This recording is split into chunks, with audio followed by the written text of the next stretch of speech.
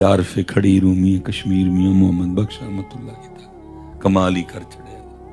हाँ जी, की लिखते ने, उज़र बहाना चलदा नहीं ते जो आखे सो करिए, आखिर नूं जे टैना होवे।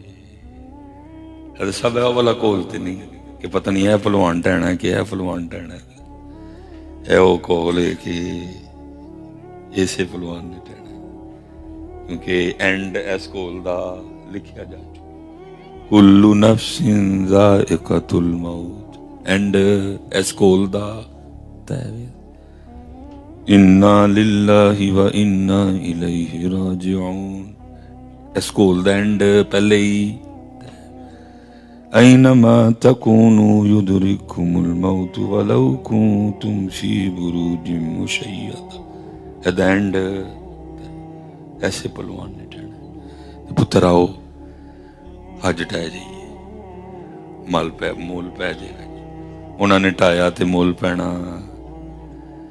उज़र बहाना चलदा नहीं